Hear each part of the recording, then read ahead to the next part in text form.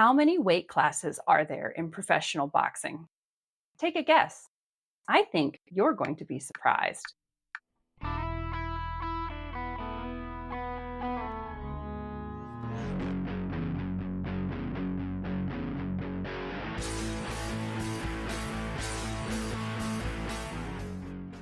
I'm Catherine, and this is Manly Bits. These episodes are a lot shorter than my main ones, but even though they're short, I promise they're just as satisfying. Okay, to answer that question, there are currently 17 weight classes in both men's and women's professional boxing, 17 each. Weight divisions in boxing are designed to prevent mismatches between opponents, create a safer environment for competitors, and have fair fights. It may not seem like 10 pounds is a lot of difference between two people, but when it comes to muscle mass, it is. The women's class ranges from 102 to 175 pounds, and the men's range from 105 to 200 pounds. These weights are categorized in a spread. Typically, weight classes will have a 3 to 5 pound spread. For example, the men's flyweight category is 112 pounds to 115 pounds. But you do start seeing larger spreads of 5 to 8 pounds as the classes get closer to the 200-pound mark. But this is why there's so many weight classes. Boxing does have what's called glamour divisions. These are the 8 divisions that are the most prominent and widely recognized in boxing. Examples of these divisions you've probably heard of: flyweight, lightweight, welterweight, and heavyweight, for example. All weight classes are regulated by weigh-ins that happen directly before the fight. Boxers have to weigh in with the weight of their division at the time of the fight in order to participate. Amateur boxers have 1 weigh-in before the fight. Professional boxers have 2. For professionals, those 2 weigh-ins are held the day before and the day of the fight. Weigh-in 1 determines the correct weight range for the match. Weigh-in 2 makes sure the fighter has not gained more than 10 pounds since the first weigh-in. You might be wondering, how can a boxer possibly gain 10 pounds in 24 hours? I'm with you. And the answer to that question is transient weight. This term is used to refer to the weight of your body that isn't your body. This includes things like water weight stored in fat and muscles, the food in your gut, and other things that come and go. In the week or so before the official weigh-in, boxers start preparing by cutting or reducing this transient weight.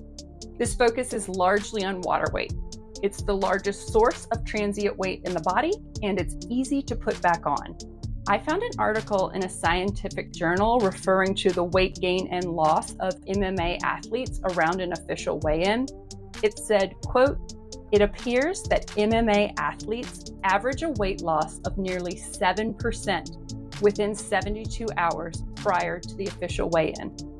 The data also suggests that athletes gain nearly 10% of total weight between the official weigh-in and the competition," unquote. There are a few different techniques to eliminate the water weight. These can include removing carb and salt from their diet, diuretics, laxatives, and sweating. If you've ever seen someone doing cardio in a sweatsuit, this is what they were doing. And now that I've said that out loud, that must be why it's called a sweatsuit. These techniques allow them to get down to the correct weight while sacrificing as little strength and muscle mass as possible. Because they don't want to enter the fight as a dehydrated piece of beef jerky, the athletes will start rebuilding the weight directly after the first weigh-in. This means they're eating every 2 to 3 hours, focusing on their carbs, electrolytes, and water.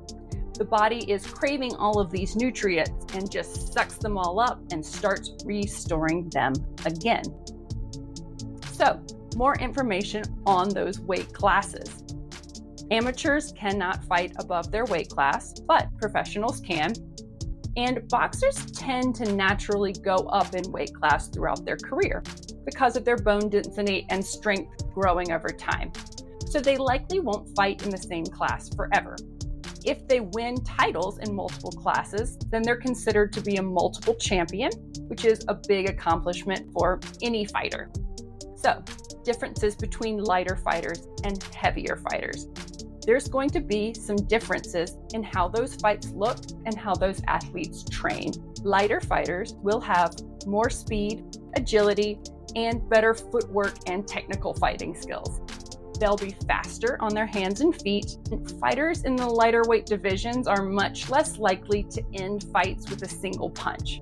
So you'll see more combination punches in these fights. Typically, the lighter classes will have better defensive skills. Because they're lighter on their feet, they can move faster and can punch block at sharper angles.